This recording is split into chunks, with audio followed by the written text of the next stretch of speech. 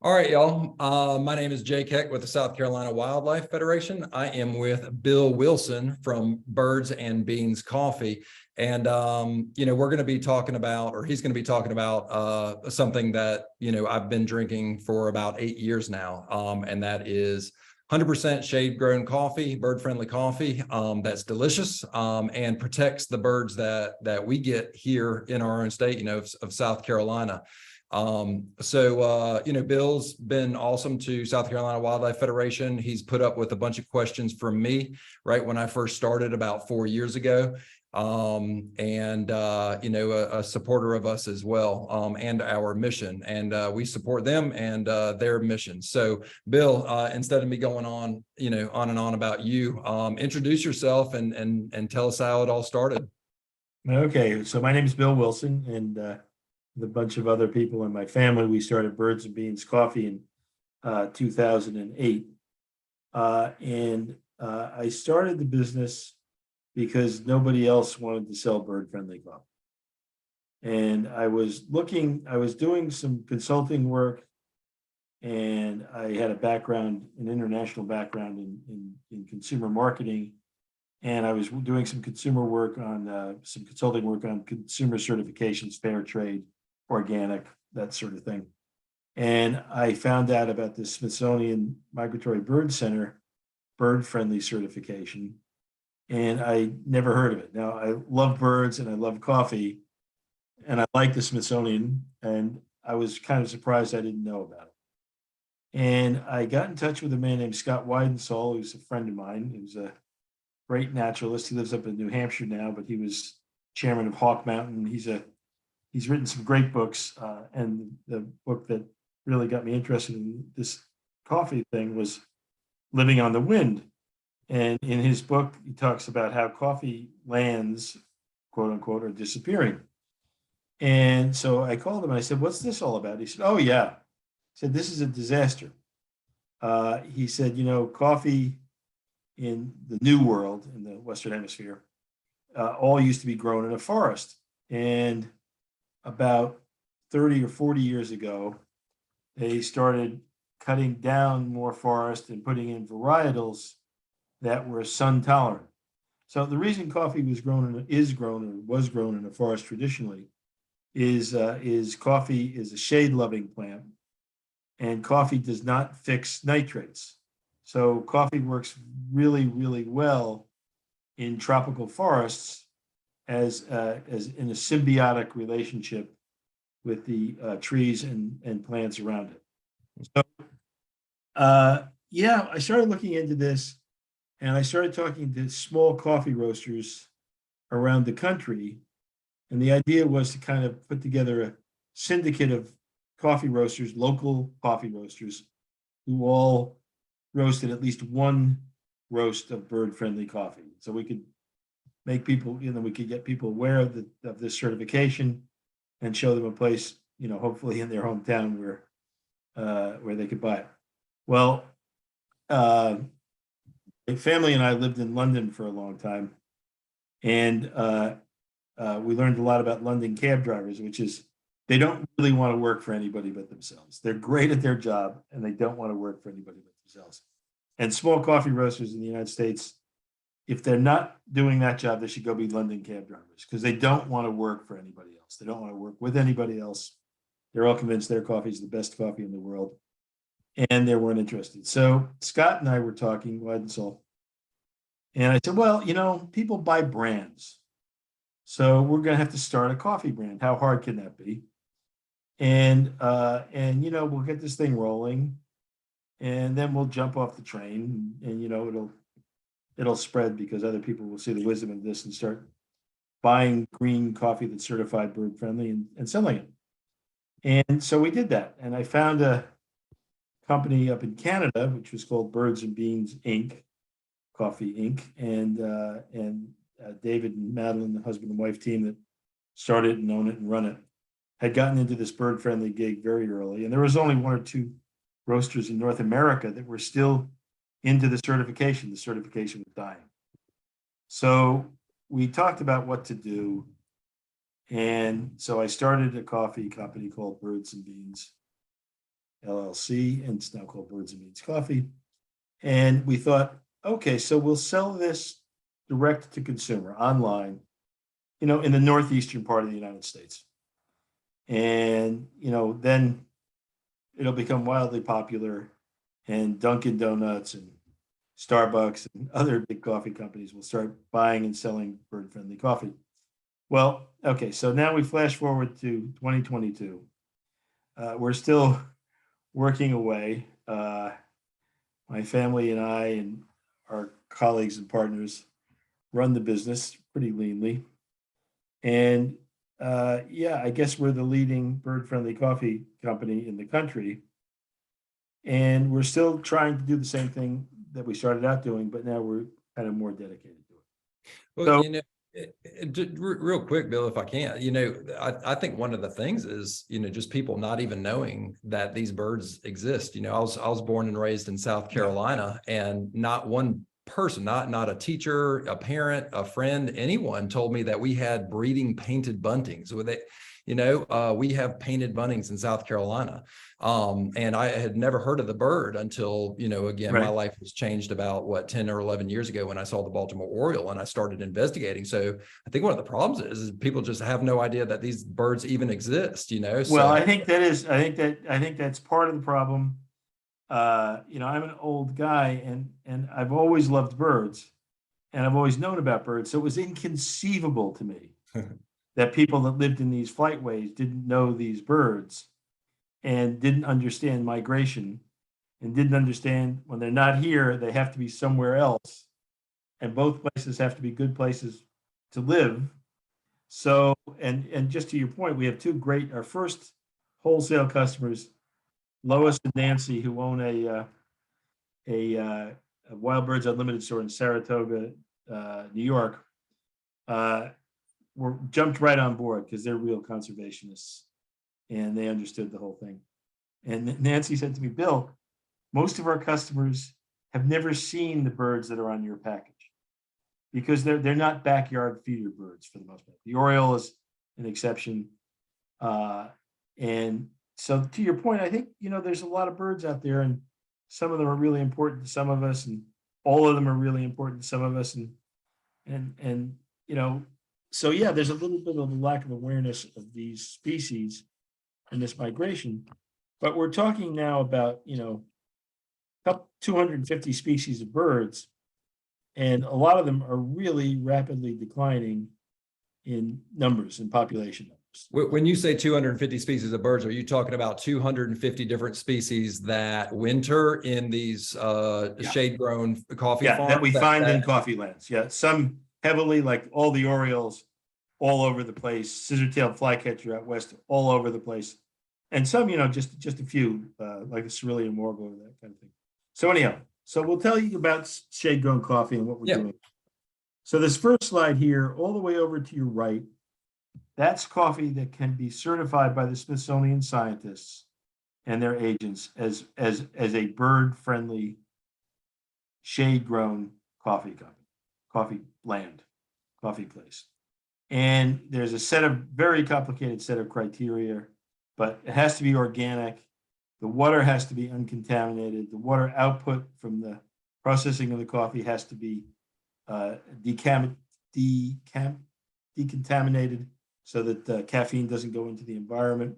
And you have to have a certain amount of high story, medium story, and low story trees and shrubs, most all of them native, and that protect the coffee plants that live in these environments. And these environments are managed, of course. It's a managed forest, agroforest situation, but these environments are managed to let the right amount of sun in for the undergrowth and no more. And these become incredibly rich ava and fauna refuges, really, for in Mexico, Central America, and South America. So we have farms like this, like the bird-friendly diagram, all the way from Mexico down to Bolivia, but only about 25% of the coffee lands in the Americas now are in this condition. Hmm.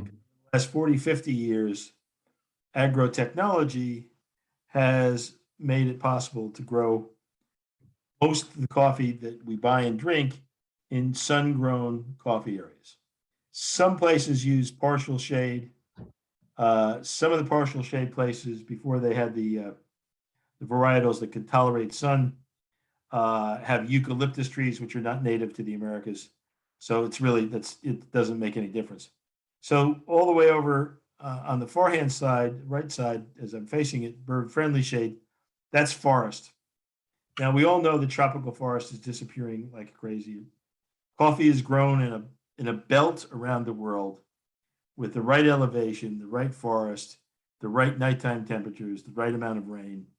And that's what the coffee lands in their natural state look like.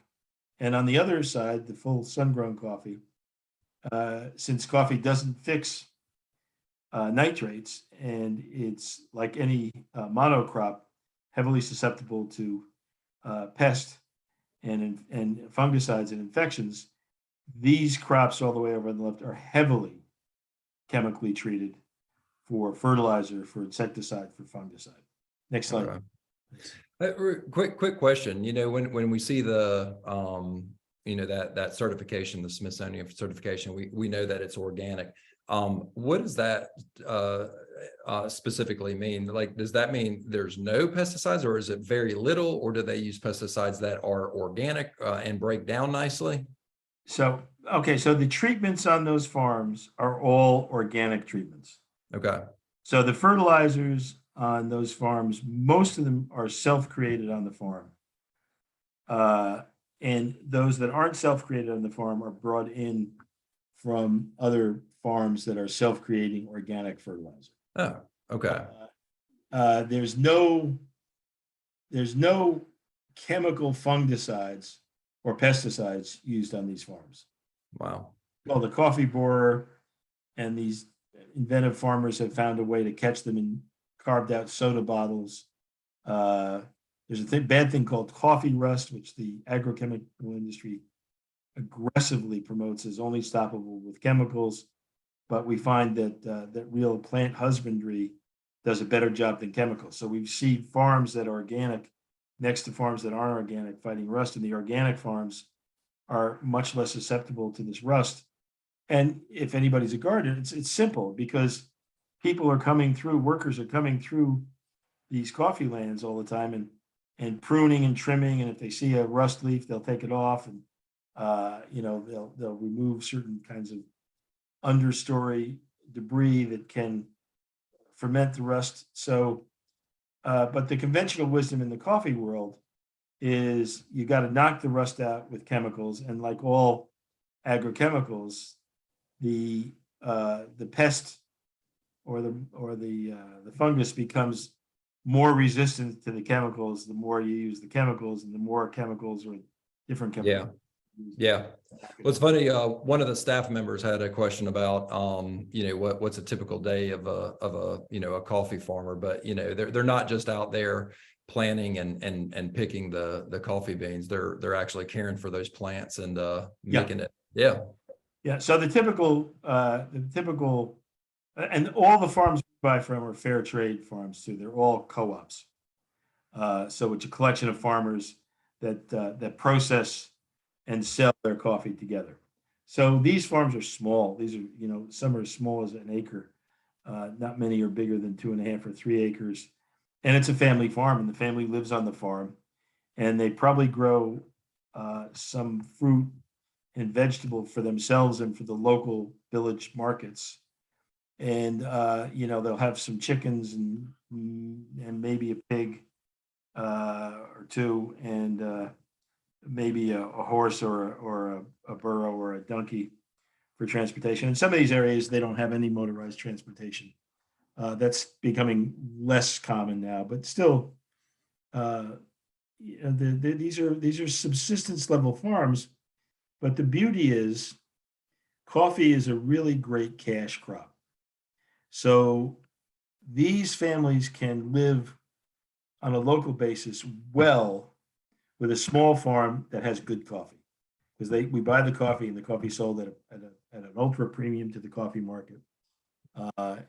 And so they have, they have money for school fees and books and medical care for their kids, Wow. for food, clothing, and shelter. And it really is a very vibrant in these areas where these farms are growing these coffees. It's a very vibrant local rural economy. I mean, this is something in South Carolina you can relate to, maybe less so than out west, but when big agro comes in, communities disappear because you don't need the workers. Mm. And coffee needs to be picked sequentially. So in a sun-grown coffee farm, they'll try to do all the picking at once. And in Brazil, they've perfected machines to pick the coffee. So you eliminate the number of workers, you eliminate the length that the workers are on helping pick the coffee. So in San Juan del Rio Coco, which is our most extensive area where we buy coffee and where we know the situation profoundly because we helped to get it certified in 2009, and we've been down there many times. What you see is a local area that becomes, now we're talking about Nicaragua's the second poorest country in the hemisphere, but we're talking about an area that is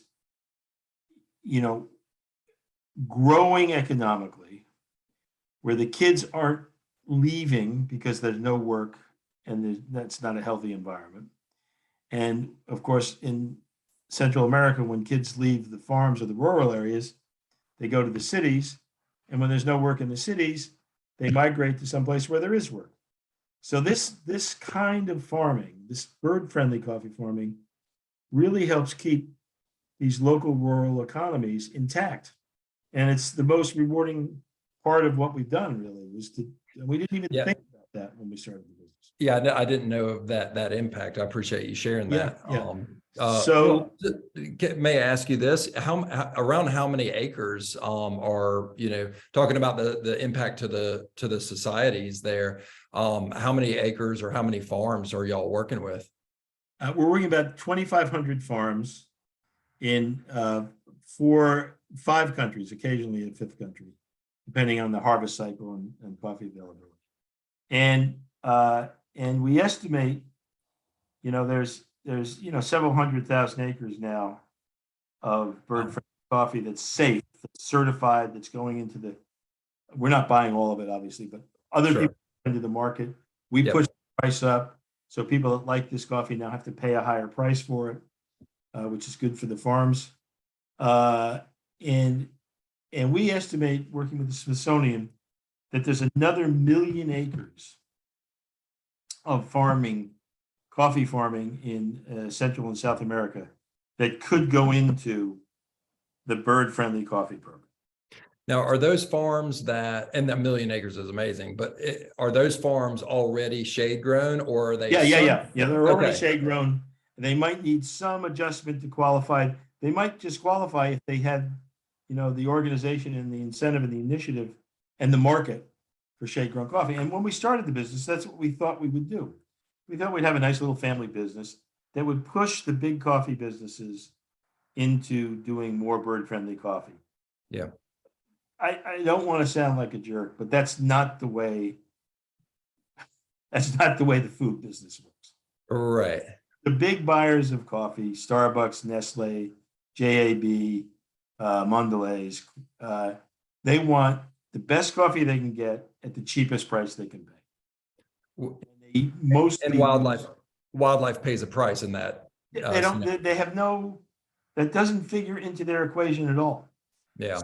There's a lot of work that goes on in Costa Rica to continually improve yields with sun-grown varietals, and so the ideal world for the big coffee buyers is what's happened with maize or corn or soy. They just want big fields with high yield plants that don't, that require an amount of chemical that is affordable, given what the market is, and that they can harvest in big sweep. So, Yeah, and that kind of harvest, how it works. You cut and you don't cut down the coffee, but you pick or cut everything at once. sure. Then process it and it goes to market. No, it So, makes yeah, sense. with shade coffee, there's a lot more work for part-time workers too, because you have to go through the farm and pick 4, 5, 6 times because of the shade. The berries, the cherries, ripen at a different rate. Sure. So you're going back and picking ripe, and that of course adds to the husbandry, because as you're picking, you'll see a dead branch, you'll cut it off, you'll see some insect or fungicide or some other problem on one of the stems or one of the branches or one of the leaves, and you'll take it off. So you've got this worked land that's very symbiotic with nature. And okay, so the very biggest birds, like some of these giant hawk owls and stuff like that, and to some extent jaguars, they need real forest. They need square miles of pure tropical forest. But everything else loves this. Yeah. It creates more food. It creates more uh, uh, an environment that's richer. Well, and I was reading about it from the Smithsonian website. It's richer in ants, Yeah, spiders, yeah, moths, yeah. butterflies, wasps, Butterflies. bees. You go on And these we farms saw. and it's like a joke. I Yeah. always, I'm sure they stock the place before we get I there. don't know about Birds. that. There's all kinds of birds of prey. There's all kinds of songbirds. There's all kinds of local birds. Uh, there's all kinds of butterflies. I mean, and all kinds of insect life, all kinds of small animal life, all kinds of amphibians and reptiles, and yeah, it's not quite Eden, but it's kind of almost Eden improved, because you've got nice pathways to find places to pick the coffee. Although some of the coffee is really on steep gradients. I don't know how they. We'll stay away from those if we ever Yeah, visit. exactly. Well, and a couple of the birds, that we have here in South Carolina, and I know y'all have them up there too.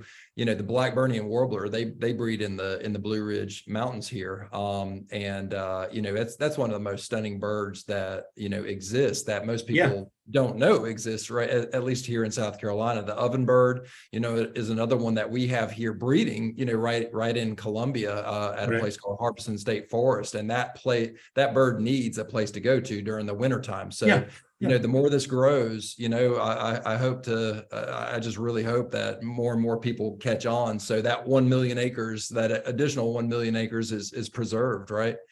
Well, Anyhow, that's our goal for the next 5 years. Our goal for the next 5 years is to push this industry, the specialty coffee industry, to need more bird-friendly coffee because of consumer demand. And the farms will come into the program, and the area that's protected will maintain. And nothing's forever, but I feel like just witnessing what's happened with the farms that we've worked with from no certification to today, it's just got a much better chance of lasting forever. You're not dependent upon a state park or an international conservation association or a philanthropist or a family, with large holdings, but then, somebody dies and the family breaks up. You're not dependent on those things. You're dependent on a very primitive, really, form of commerce. People live here, they grow stuff, we buy it. People get paid to pick it, to ship it, to store it, to roast it, we sell it. I mean, it's just like a mercantile chain sure. that really, really can work. Sure. And help the environment. Yeah. Anything else you want to say about this page here before I go on to the next? No, just one thing. We did think we were going to be only direct to consumer online, and we have direct customers every month in every state in the union, some territories, and And we also have our coffee in about 400 different shops in about just under 30 states, I think. So we've grown a lot. We're the smallest national brand in the country. Oh, We're everywhere, but we're pretty thin, if you know what I mean. man, I hope y'all grow so much. So this is the Smithsonian's, drink bird friendly, which is where that schematic we saw at the beginning of the presentation comes with what bird friendly coffee looks like. This is their logo. They've changed. This is the third logo they've had since we've been with them. I think they're going to stay with them. We hope so, because it costs us money when they change. Yeah. So, and in Baltimore Oriole, of course, is this great, wonderful bird. And there's other Orioles. There's the Bullock's Oriole, and there's the third Oriole. Can't remember. And interestingly, Orioles seem to have an affinity to flock in the coffee lands. I didn't see this, but one of my colleagues was walking through a bird-friendly coffee farm. There was a large tree, a little bit isolated, a little bit in the not in a densely forested patch on the farm, and there were hundreds of orioles in the tree, and so we've got Baltimore Bullocks, and what's the other one that looks like a Baltimore Oriole? I can never remember. I know there's a cowled Oriole, COWLED. I don't know. I mean, there's several. Yeah. So there's three so they're all there. Yeah. And the other thing on a coffee farm that I found absolutely amazing. I don't know how many of you all have seen a scissor-tailed flycatcher. That's a bird of Oklahoma and northeast Texas mostly. And it's this bird that sits on fence posts, long scissor tail. It's a flycatcher. It's the big fly, really big. And out west you see them. You see one or two if you drive 100 miles. So in the morning over this one coffee farm, about 150 of them come flying over, and some of them come down into the coffee farm, fly catching, and some of them keep going, and then in the night they come back, and some eat on the way home, and some I guess have had a lot to eat already, and they don't eat on the way home. So it's really quite interesting how many birds can fit in these condensed areas. Yeah. That's And they wouldn't be there unless there was food, Exactly. I mean, cover's one thing, but food, and you think about all the vegetation that is over those coffee plants. I mean, that is producing the food. I'm sure there's plenty of insects on the coffee too, but that's the whole thing. That's the whole thing. These are all primarily insect eaters. Of course, the oriole and the grosbeaks are also fruit eaters, and can be mainly fruit eaters depending on the time of the year. Yeah. But yeah, that's the whole thing. It's really the insect life. And so we'll talk about the wood thrush a little bit later, but so all the wood thrush in the world spend the summer and summer in kind of the eastern part of North America up into maybe the middle of Ontario. And every single one of those. So that's a lot of space. That's a lot of space. And every single one of those birds that survives comes down and spends the winter basically in Central America. Wow. So, and now we're talking about a difference in size and geography that's astronomical. So these areas where these birds winter, especially the warblers and the flycatchers, really need unbelievably fecund insect life to, get healthy and come back. And the other fact in this that's really quite fascinating is the most important demographic of a bird species are first-year females. Okay, because first-year females are who are going to produce a lot of future fill-in-the-blank orioles, thrushes, warblers, flycatchers. And of course, first-year females have the lowest ability to hold territory. So in areas where logging or clear cutting or sun coffee farming or pasture for beef or corn, maize is cleared, you might have edges and you might have some forests around, but the first year females have the hardest time, so much staying alive, but getting healthy. On both ends of the migration, the trick is, well, on our end, the trick is to, have as many young as you can. And then the trick on the other end is to get as healthy as you can so you can make the trip back and repeat the process of having as many young as you, of hatching as many as young. So Sure. let's the next slide. Yeah, and we'll talk more too, and later on about, not only there's other things other than the bird-friendly coffee that you can drink to help birds and increase habitat. So we'll chat about that in a little bit. So, and this kind of gets to the point, I'll be very quick on this, is one of the things we're majoring on starting this quarter is, and this comes out of one of our colleagues, Bridget Stutchbury's book, Silence of the Songbirds. We all have a hard time meeting the challenges of conservation, but there are things that we can do that are really quite easy that make a difference. So, I always use this quote. I don't remember who I stole it from, but they stole it from Gandhi, which is, what we each do is of little significance, but it's very important that we all do it. And so I think, buying the right kinds of foods and beverages can make a really, really big difference in bird conservation. And it can make a really, really big difference in farm communities. Yeah. So, that's really all I have to say about that. Well, let's go ahead and talk about, you had told me earlier when we were chatting about, I think, Organic Valley's, milk and their habitat enhancement on some of their farming properties. Right. You've got maple syrup, bird-friendly maple syrup. There's bird-friendly Audubon certified beef that you can buy now, and all these farms support habitat. So it's where are you going to spend your money, type of thing. Right. Yeah. So here are some of the things that we learned about and people we work with and promote. So, we did these bird surveys under the direction of Scott Weidensoul and Bridget Stutchbury and Ken Kaufman, all sort of leading birders or biologists in the coffee lands, and it was pretty awesome.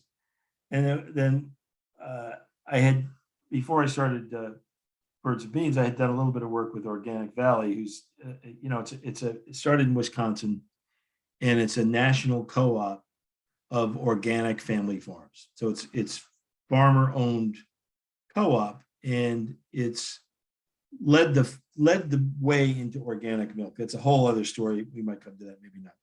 But anyhow, I knew some of these people, and I said, what we'd like to do? We'd like to do bird surveys in the spring, late spring, on some of your farms to see if we see our coffee birds on your dairy farms.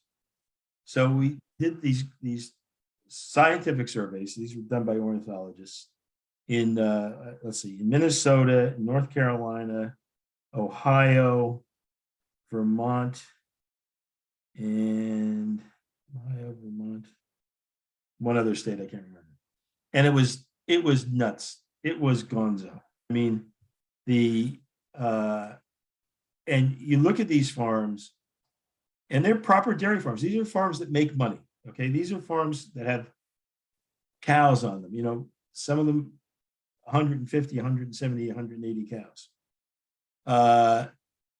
They have a little bit of diversity on them, typically because they're family farms where the family lives on the farm. And the bird life on these farms was just phenomenal. Well, why? Because no insecticides, no pesticides.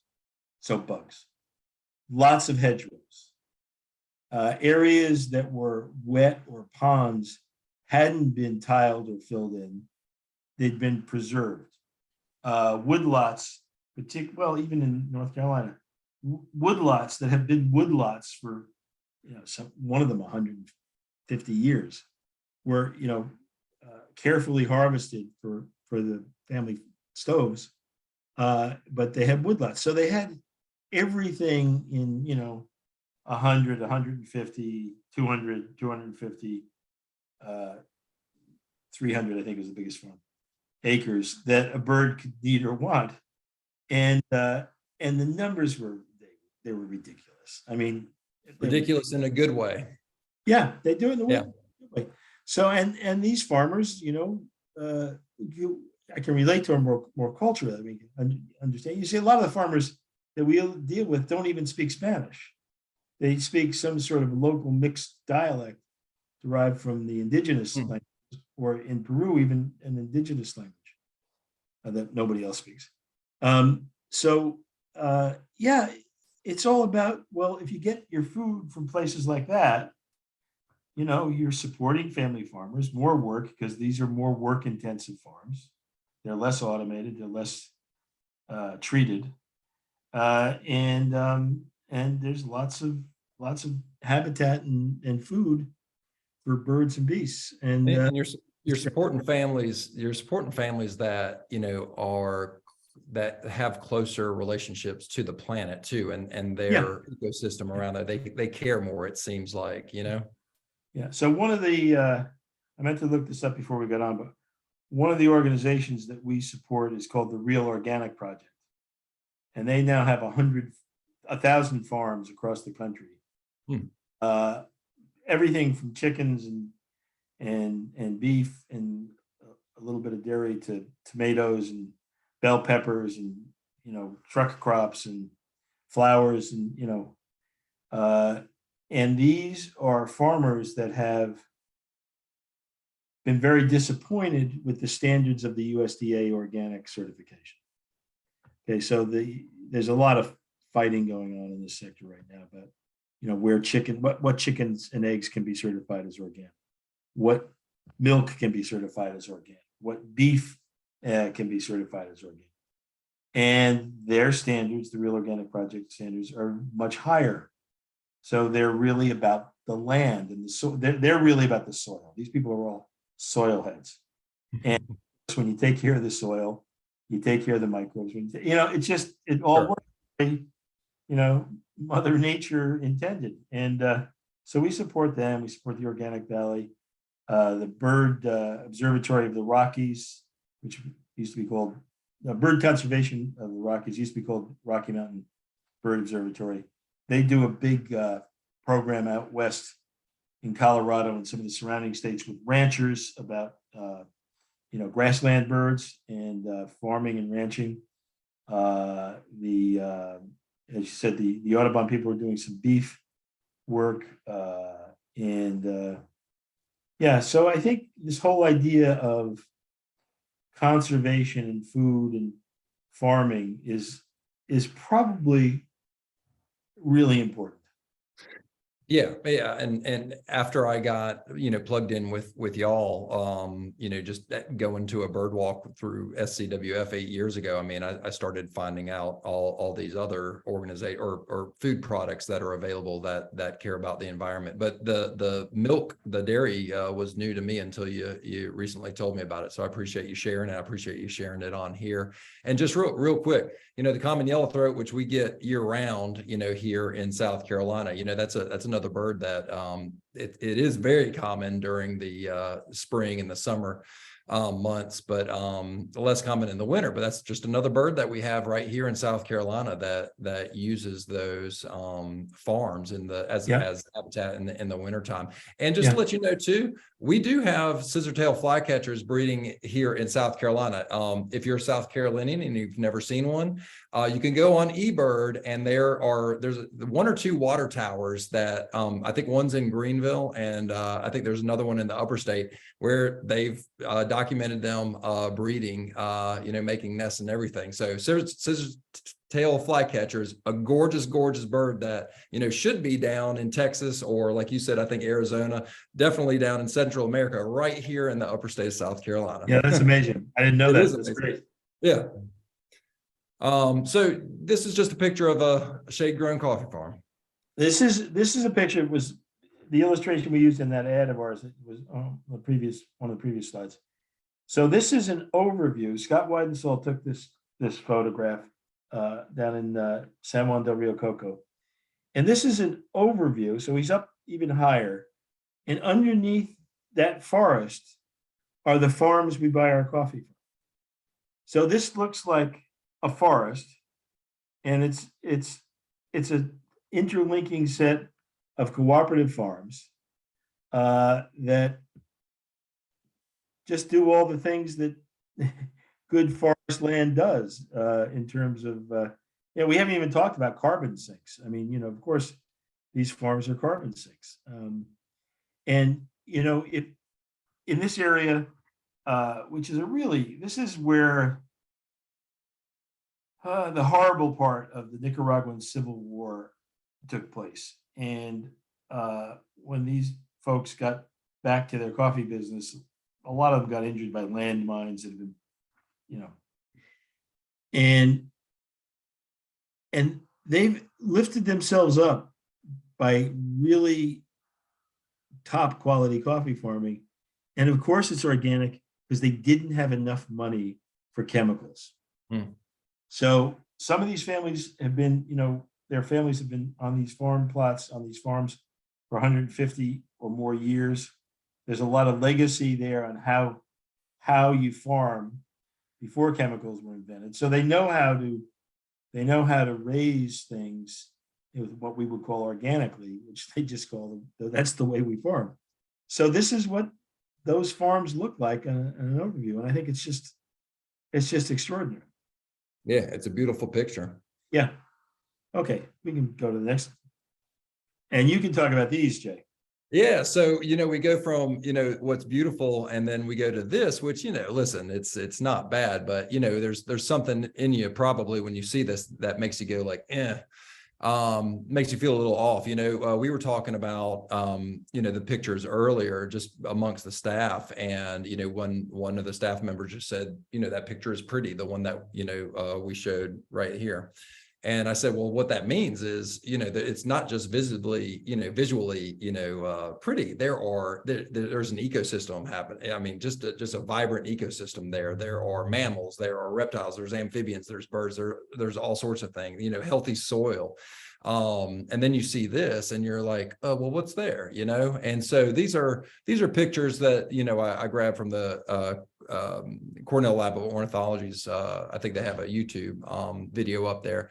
And I just wanted to show you a picture of one of the farms that Bill, gets his, some of the coffee from, and compare it to these sun-grown farms. So, imagine that Summer Tanager, imagine that, Baltimore Oriole, the American Red Star that we see here in South Carolina, and imagine them flying to a place, that looks like this. Are they going to stay there? Can they find any food there? I'm not sure, but my guess is no. They might find some food there, but if one of Bill's farms is right next door, that's where I'm guessing that those birds are going. So yeah. I just wanted to show you a picture of what Bill's talking about. You've got the shade-grown farms here, right here, and then you've got the sun-grown farms there. You tell me, which is better habitat. I think you could show a second grader and they would be able to tell you which one benefits wildlife more. Yeah, now here's a sort of an interesting thing, and it's a little nasty. So we call these kinds of environments eco deserts, because there's nothing there but the crop. And there's some bugs and there's a few birds and there's a toad or two, but there's no real vibrant ecosystem full of things. Sure. And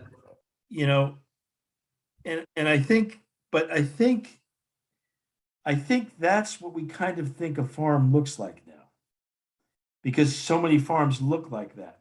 And I'm always amused when I go in to do a competitive check and I go into Starbucks and they've got a picture, a little bit better than this, but they've got a picture of a Sun coffee farm. And that's what we think of a good farm. And they can get good coffee out of that. I mean, their coffee's not awful, too awful. But it just and it doesn't require, and requires much less work. And of course, it's usually larger holdings. So when you come from these countries that we seem so concerned about in some ways, that are basically peasant farmer cultures, and there's, giant agriculture taking over or controlling it, well, there's no work. And if there's no work, there's economic migration. It's pretty simple. Okay, next slide. Just another picture, and you can actually in this one see the shade grown coffee, the coffee beans growing or plants growing under that canopy right there. So just another example of a shade grown coffee farm that has these, beautiful native trees, which provide habitat, for the birds that we love so much. Talk about the eastern kingbird, the decline. Okay, so we're going to look at two birds that you have, according to our scientists, in every county in your state of South Carolina. So the eastern kingbird and the woodthrush. Start with the eastern kingbird. So my first absolute memory of eastern kingbird was along the Charles River in Massachusetts. We live in Massachusetts. I'm not from Massachusetts, but I was up here. And I saw this bird that I hadn't seen before. I was probably about 17 or 18. And it was up at the top of a tree. And I watched it, and it did, flycatcher things. And I got out my old Roger Tory Peterson book, and I saw that it was an eastern kingbird. And then I saw them all the time. Okay. And then I moved away with my family for a long time. Spent a couple of years when we were first married in Italy, and then we lived in New York, and then we lived for 25 years in London. They don't have eastern kingbirds in any of those three places. But when we got back and moved back to America about 15 years ago, 14 maybe, 16, I didn't see any kingbirds. And I always look for them by streams high up in trees because it's easy to spot them. It's a typical sort of place that they stand. So our colleague Bridget Stutchbury pulled these slides out of the breeding bird survey. The breeding bird survey has been managed across North America, all the contiguous states, the lower 48, I guess we call them, and southern Canada. So it started in 66, and in 93 they added Alaska and a lot of bits of northern Canada to and scientists or people that are real or under the management of ornithologists go out in the spring during the breeding season, whatever it is, and they do the same route each year, recording nesting birds of all the different species in their area. And you can see on these graphs the extraordinary drop-off of eastern kingbird breeding in North America and in South Carolina. I mean, it's just, if we're on this trajectory, we're not going to be here in 100 years. And that to me, this is just such a lovely, common, everyday bird. It's not really beautiful. It's not like one of the wood warblers or the Baltimore Orioles, but this is they catch your attention. They catch your attention every time, they fly around. Yep. And who couldn't love their Latin name, Tyrant, bad boy. And then we look at the wood thrush, the next slide. It's the same thing. I mean, it's worse with the wood thrush. This bird is disappearing. Well, when I was a kid, I didn't even know what it was, but all spring and into the early summer, you heard this incredibly beautiful call from the woods, and it was the wood thrush. And the famous Ralph Waldo Emerson, well, he's famous up here, said that that was the most beautiful sound in nature. I mean, this is an extraordinary, beautiful song, and the bird has a vocalization system that's a little bit unusual, so it can sort of sing harmony and sing to itself. And it's disappearing. Now, this is one of the birds that our colleague Bridget Stutchbury has been following, that and the hooded warblers, for almost 40 years now. And she was the scientist that figured out how to put these little backpacks on migratory songbirds so that they could use the sun that's collected. And you have to collect the bird when it comes back, but you can measure in this little stick where the bird went, how long the birds spent in each place and how long it took to get there and how long it took to get back. And with that, she's been able to locate, to your point about the nesting sites. You know, the warblers in Indiana tend to go to the same place in Honduras. You know, the warblers in southern Ontario go to the same place in northeastern Nicaragua. Who knows? I mean, how can that be? It just, and of course, as many of you probably know, the young of migratory songbirds don't fly back with their parents. You know, usually the males leave first, then the females leave, and then these things that are like you know, we have 2 children, we have 2 grandchildren, and it'd be like the equivalent of taking our youngest grandchild, who's 10, and saying, "Okay, Lucian, you go find Florida now." You know? Sure. It's amazing. Yeah. I mean, it's crazy. So yeah, these beautiful birds are disappearing, and as many of you probably know, an organization that by the way, the breeding bird survey is run by the United States Geological organization, government organization. It's the only science organization that works within the Department of the Interior, and they've been at it since 1930s, and they've been at this survey since the 60s.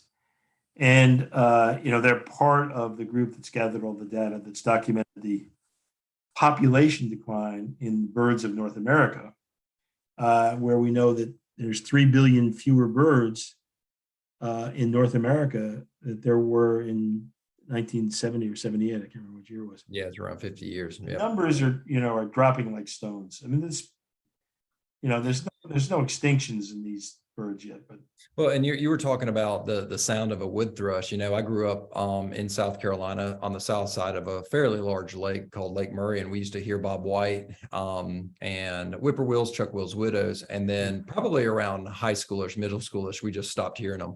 And there used to be 3 houses in the cove. Now there's 19. And the entire place is developed. So, we've got our problems here, but then, we also have to think about the issues that they have down there. And one of the ways to obviously help slow that at least, or even reverse it is to buy products like what you have. But that wood thrush, that's my wife. I call my wife a normal person. She's not a nature nut like me. And, I was doing a presentation one time on bird sounds, and I played the wood thrush in my presentation, and she came to me afterwards. She said, "Hey, what's that?" And I said, she said, "It reminds me of New Hampshire." And I said, "Oh, that's the wood thrush." And, she was just talking about, the wood thrush and then her grandparents and then her cousins. And then there's, Bishop's ice cream up there that it reminds her of. Like all these memories just like came flooding back to her. Right. And remember, she's a normal person. She's not like me. And I'll never forget that the power of just hearing that. And that was just on a presentation and her response to it. So it's not just like, hey, let's drink coffee to protect that bird. It's let's protect that bird, drink this coffee to protect that bird. But it also gives you life, it gives my wife life. And she didn't even know it at the time. Yeah. She recalled that memory 30 years later, 20 something years later, without even knowing she had it, I think. Anyhow. Just on that vein of habitat and farming and clearing land. So we work sometimes with a company called SOS Texas, which is based in Sam Norman, Texas, which is up in the northeastern panhandle, right? And Gary Olden and his family have been farming cotton and cattle there since the late 1890s. And about 30 years ago, he couldn't make any money with cotton because the seed and the fertilizer was too expensive because it was all controlled by the seed companies. So he went back to the old style, and he's now a leader in organic cotton in the United States. And then he figured out making t-shirts, growing t-shirts was even more lucrative than growing cotton, or was lucrative, whereas growing cotton. So anyhow, he's got a t-shirt and hoodie business, SOS Texas. So I asked him 2 questions. I said, why is your town named Sam Norman? And he said in the Texas drawl, that's where Mr. Norman stopped. So he's the town father. And then I said, what do you see with birds? Because he's an outdoorsman. And I said, what do you see with birds? Since you've gone over to organic farming. And he said, it's unbelievable. He said, we had almost no bobwhite quail left. And the other quail, they get their blue quail, I guess. Yeah, I'm not sure. But not that many. He said, after 3 years, the quail population was booming.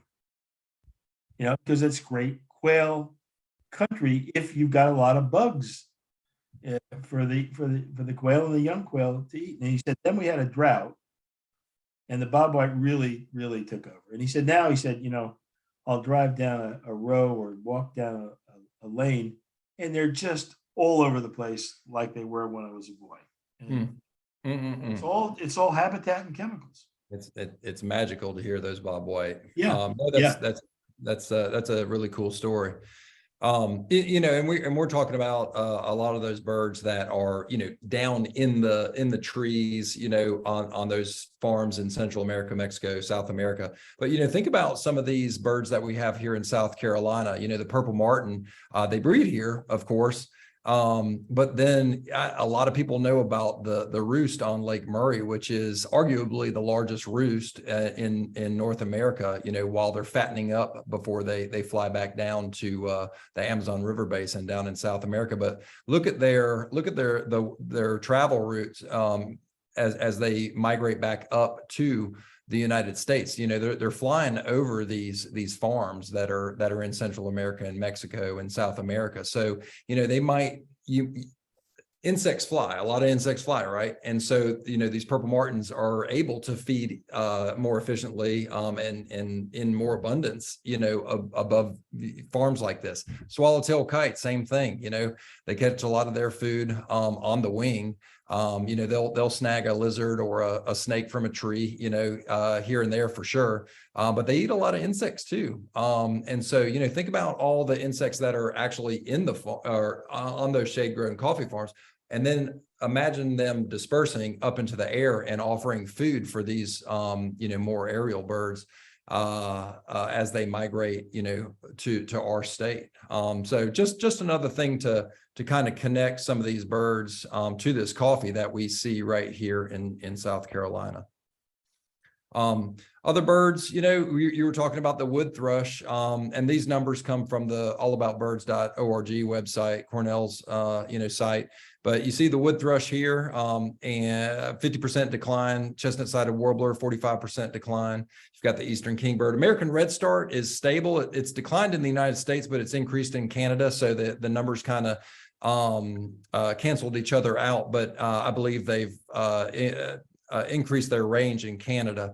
Scarlet tanager is more or less stable. A lot of these old farms that used to be just fields have now, they've stopped farming them. So that now there's more forest for that bird, which likes, contiguous forests. And the Baltimore oriole, 36% decline.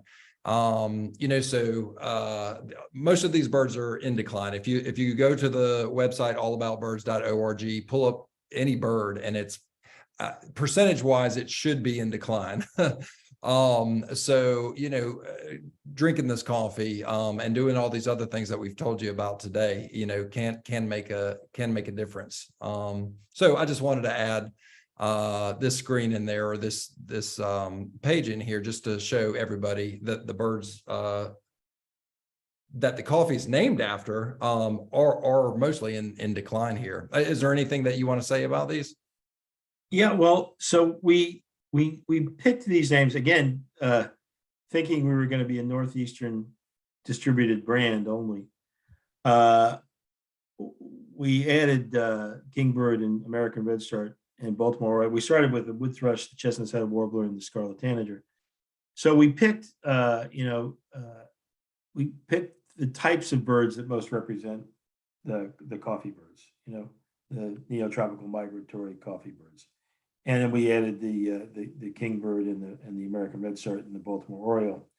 So, and they're each from different genuses. So, we cover that range of most of the, you have the thrushes and the wood warblers and the flycatchers and the orioles and the redstart's actually a warbler and the scarlet tanagers, and then there's another great coffee bird in the tanager family, the Western tanager, which is a truly beautiful bird. It's like the indigo bunting. It's just, beautiful. And yeah, indigo buntings we see.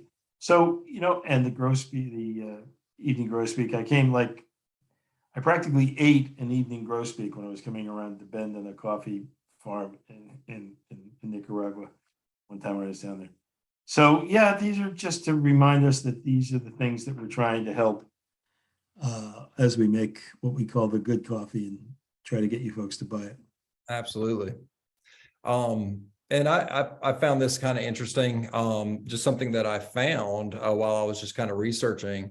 I mean, y'all can read this, but it says up to 65% of cerulean warblers banded 1 year in Venezuela return to the same coffee plantation the following year.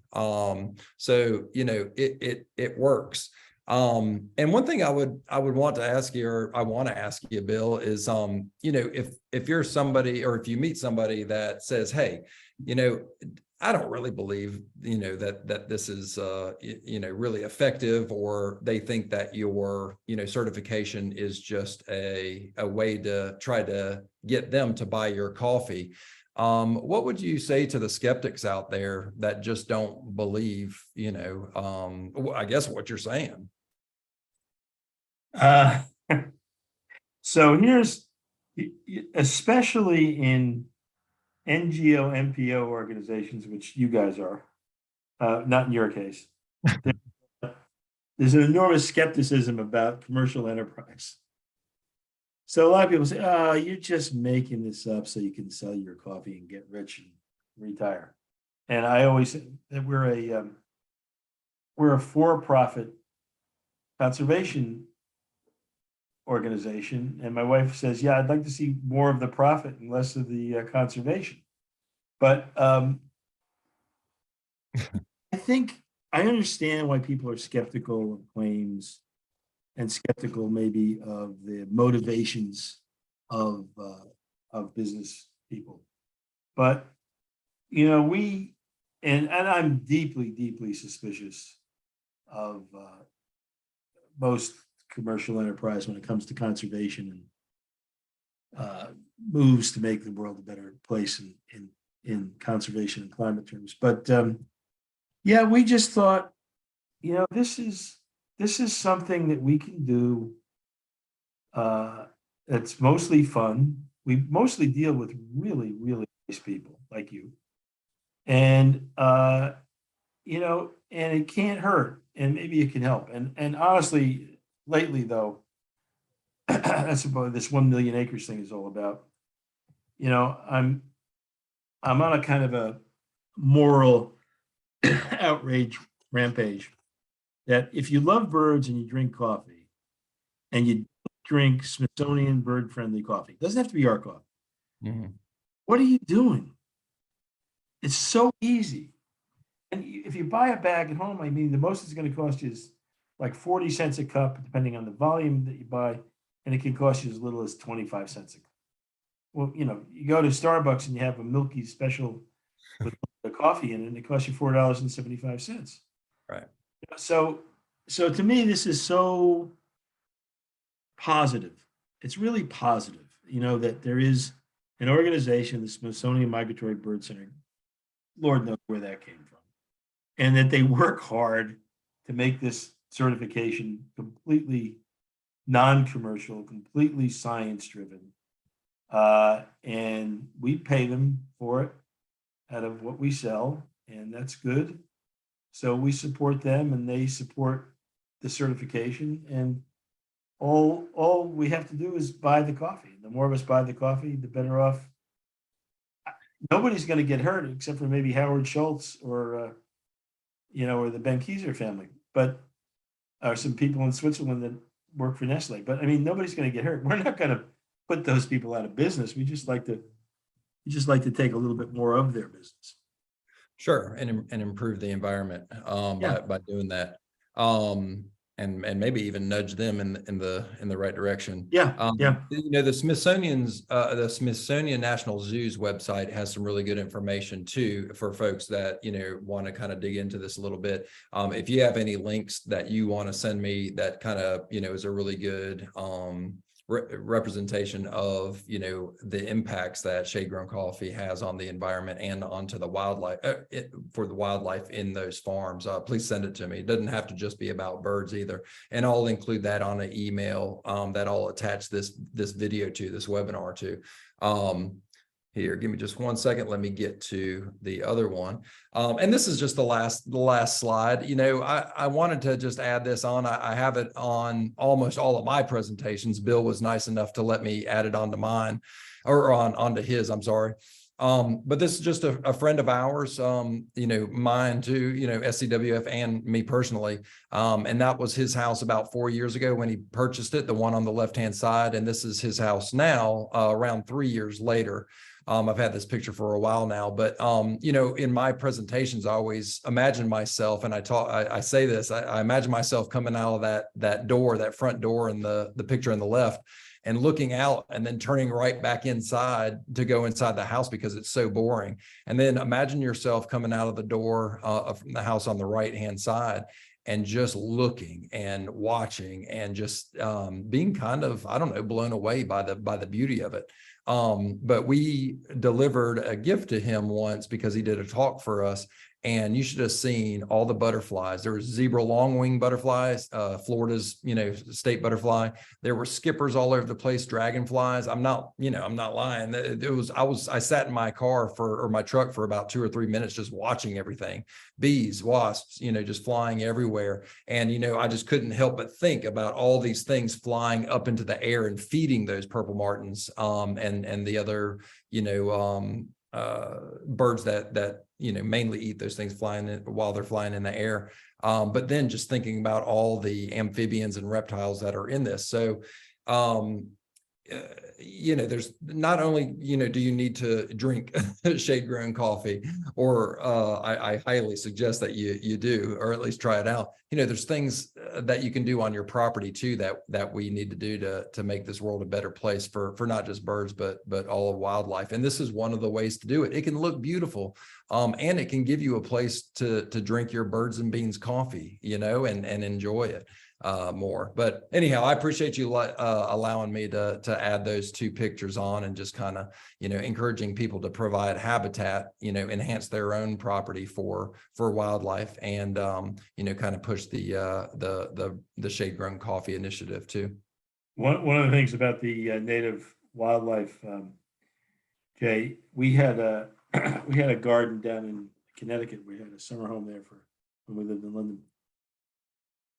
It was really a beautiful garden. I mean, it started with the bones of an old garden. The house was about 120 years old, and it was all organic and almost all native. And you know, we were only there for July and August, and I would come over sometime in the spring when I was on business, and I'd go up and sort of get things a little bit ready. And then the next spring I'd come back and clean up and get things ready. And people would say, "Oh my God, Bill, doesn't that take days and days and days?" Native gardening is lazy man's gardening. Once you get it going, it requires much less work than you know, exotics or imported, or plants and trees that aren't suited for your particular environment, because that's the way they're supposed to be. They'll take care of themselves. Sure. No, amen to that. And I bet you have a lot more birds back there now too. God. We got birds and bees and butterflies and hummingbirds. Sorry, last thing. But hummingbird. How is it possible that this bird flies from southern Ontario to Central America and back every year? How is that possible? Yeah, if you ever develop the hummingbird roast, I'm going to stay away from that one because it'll jack me up too much, probably. Yeah, exactly. You got to get a high energy one to represent that bird. Right. Well, listen, Awesome. we already have one person that said, she works at a really large library here that said that she's going to start, talking about, this and watching what you buy from coffee and all the other things whenever she teaches her classes. So I appreciate your time, Bill. I know, you're a very, very, very busy man, but I wanted to get this message out, or we wanted to get it out, and we'll be sending this to everyone. So I think we might have a link after I end this that'll go directly to your website for folks to buy the coffee. But yeah, are y'all having a promotion sometime soon? This Yeah, time? yeah. It's supposed to launch on Sunday. We're having a little inventory problem with bags, supply chain, as they say. But and our bags are made in Wisconsin. But yeah, sometime after next Sunday. It might be next Sunday. It might be a little later in the week. We have every year we have what we call our 12 by 12 special. So you get 12 bags of 12-ounce coffee for $120, and that's about a 25% or more saving. It's some of each roast according to popularity, and you Okay. need cleaner ground. So you can't select what 12 bags you watch, but it's a great deal. And it's good like holiday, Christmas gift, Thanksgiving, go to somebody's house for Thanksgiving, bring a bag of coffee, house guests, that sort of thing. So it's really popular. We sell a lot of them, and it's a great way to save money on buying our coffee and buy gifts for friends and family that you can feel really good about and get them started. So yeah, look for our Birds and Beans 12 by 12 holiday box, I think we call it. Love it. Love it. Yeah. Yeah. That's fantastic. That's when we sell the most too, is during the holidays.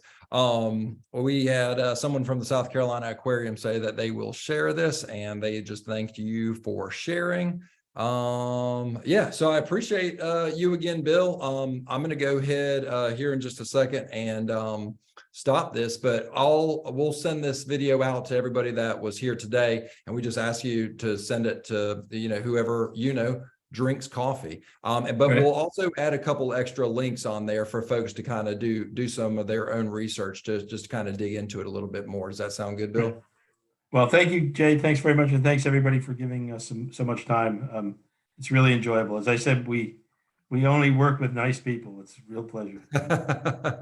All right. Well, you take care of yourself, Bill, and have a great day, man. You too. Bye. All right. Bye-bye.